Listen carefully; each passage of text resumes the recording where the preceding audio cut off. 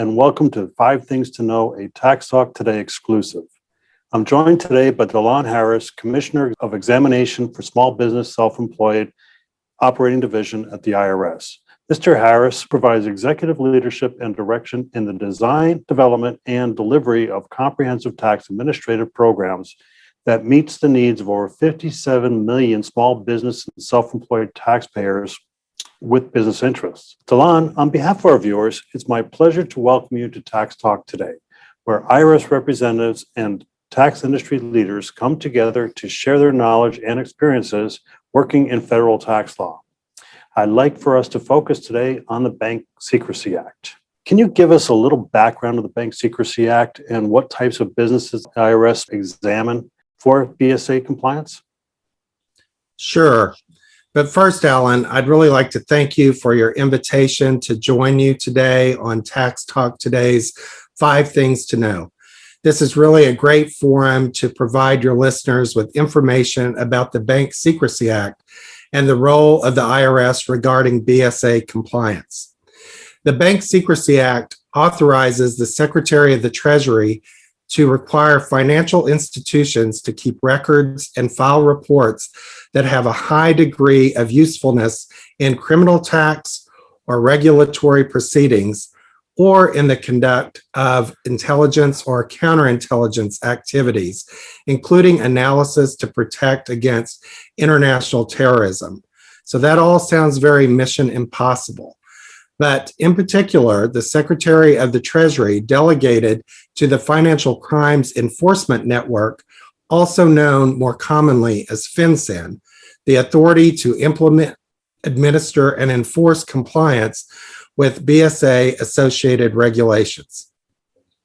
Subsequently, FinCEN delegated to the IRS the responsibility to examine the books and records of non-bank financial institutions for Bank Secrecy Act compliance.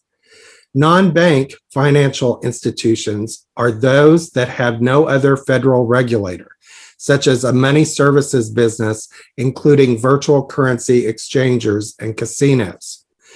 Those money services businesses must register with FinCEN and are required to report suspicious activities, created and implement an anti-money laundering compliance program, and report transactions of more than $10,000, as well as keep record of certain transactions. Casinos and card clubs that have a gross annual gaming and revenues greater than $1 million are duly licensed and authorized to do business as a casino by a state or a tribal authority, must create and implement an anti-money laundering program as well. They also have the requirement to report cash transactions of more than $10,000, as well as report suspicious activities. SBSE within the IRS examines those money service businesses, which include money transmitters, check cashers, those businesses that deal with selling and exchanging travelers' checks, and also foreign money exchange businesses. So FinCEN considers businesses or individuals involved with certain virtual currency activities money transmitters, and they are also subject to the same record keeping and reporting responsibilities as other money services businesses. We examine virtual currency exchangers, administrators, kiosk operators, and peer-to-peer exchangers. So this, of course, is a business that is on the rise as the years go by. We also examine casinos, like I mentioned before, banks and credit unions that aren't federally insured by the FDIC, and some non-financial trades and businesses such as insurance and precious metal dealers. Wow, that's an awful lot. It brings me so many more questions, but I'm going to have to keep focus here. Otherwise, we'll get off on a whole other tangent. Within the IRS, who conducts the BSA examinations? Well, we have about 200 employees in the specialty function of excise taxes within SBSE. Of those 200, some actually do BSA examinations, and a smaller portion are there for research to assist in those examinations.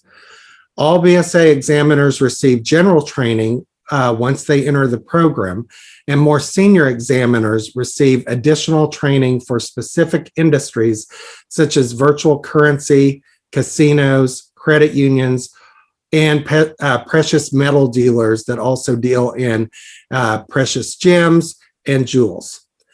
Our agents conducting exams of a business headquarters get enhanced training. These examinations are more like the audits that you would see in the large business and international division, more like a team audit that LB&I does on the largest of the large corporate owners across the country.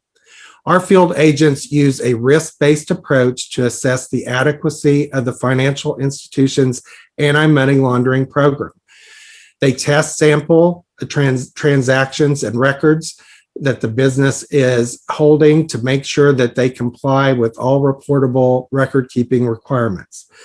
Finally, they identify areas of non-compliance, trends and patterns or schemes to evade filing, registration, or record-keeping requirements. What are some trends the IRS has found as a result of these BSA examinations? Well, there's a whole laundry list, but we often find that businesses don't know what BSA requirements apply to their specific operations. So along with the examination, we're doing a little bit of education as well. And we hope that sessions like what we're doing today will also pique the interest of those requirements out there for those non-bank businesses. Many businesses develop an inadequate money laundering compliance program, or they're not carrying out the policies and procedures that is in the money laundering compliance program that they built. Many businesses don't adequately train their staff once they have policies around anti-money laundering compliance, or they don't continue to train staff as staff turns over throughout the years. Businesses often fail to file BSA reports and to create or maintain certain records. We find that businesses fail to identify and report possible suspicious activities. This is often because they have insufficient or no processes or procedures in place at all to monitor suspicious activities, such as customers using multiple financial providers or casino customers using suspicious slot ticket redemptions. They don't point out the unusual activities or red flags in their policies and procedures to help their employees and managers identify and report suspicious activity. Although check cashing has a requirement to file a suspicious activity report, many service businesses must have policies and procedures to prevent their services from being used for money laundering. So check cashers should monitor people using their services to structure multiple checks over multiple days. We often find that businesses don't enhance due diligence or higher risk customers, such as attempting to obtain their occupations, the business purpose of the transactions, and the legitimate source of funds. Their policies commonly don't include researching past transactions of people subject to a suspicious activity report. Another trend we see is a lack of policies and procedures to handle discrepancies with identification documents, such as when the customer provides an address that doesn't match the address on their ID, or they have an expired ID. It's important to file a complete and accurate, timely suspicious activity report. Often we'll find that the narrative on the report is inadequate, or it doesn't include all the subjects. For example, many transmitters must include both the seller and the receiver's information. A money services business anti-money laundering program must provide for an independent review to monitor and maintain an adequate program. Yet we often find insufficient and no independent testing done. Commonly, independent testing doesn't include all of the money services offered by the business and doesn't include transactional testing. and the business doesn't adequately document scope, depth, and results of the independent testing. Wow. Now, when the IRS finds something, how does the IRS address the issues that examiners find during the BSA? What kind of, I believe this is separate, handled, it's not necessarily like an audit that we would see in the field as a regular practitioner, correct? That's correct. And what's unusual, Alan, about the BSA program at the IRS is we go out and do the examinations.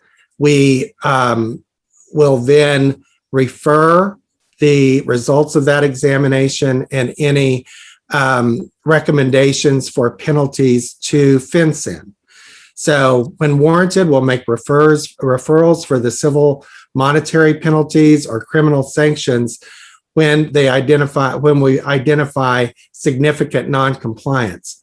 Our authority, though, is limited to just the examination. And like I said before, FinCEN retains the full authority to assess the penalties. We refer serious or repeat BSA violations to FinCEN or the IRS Criminal Investigation Division as appropriate. And myself and my staff also meets with the staff over at FinCEN on a quarterly basis to make sure that we're kind of working along the same lines as one another and not against one another.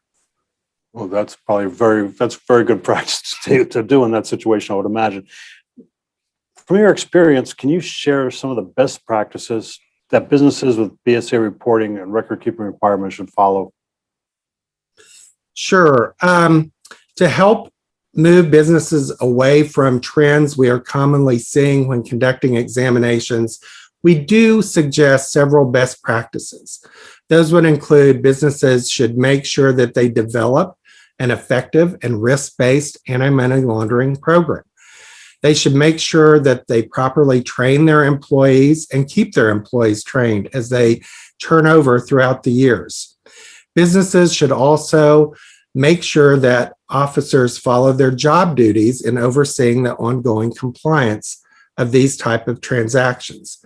Promoting a culture of compliance at the leadership level or the ownership level of the business, of any money services business, is very important. We also have adequate resources, also making sure that they have adequate resources to comply with BSA reporting and record keeping requirements is important as well. To help businesses follow these best practices, we encourage them to use resources on FinCEN's website. That would be fincen.gov, and they'll find a lot of good information there.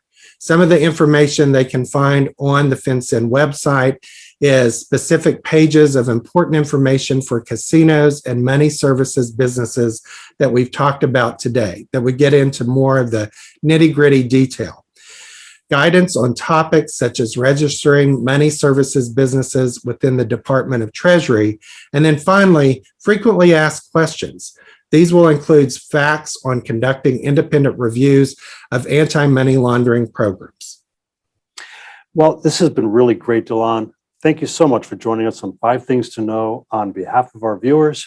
I want to also thank you for your years of service with the IRS, particularly as Commissioner of Examination for SBSC. We expect to have you back on a future show, and we can discuss more of these great things that you're doing at the service. Thank you, Alan. I would really jump at the opportunity to come back again and talk about other things that your listeners would need to know. Well, but to my viewers, thank you as always for watching. It's been really great learning with you, and be sure to join us again on an upcoming program of Tax Talk Today.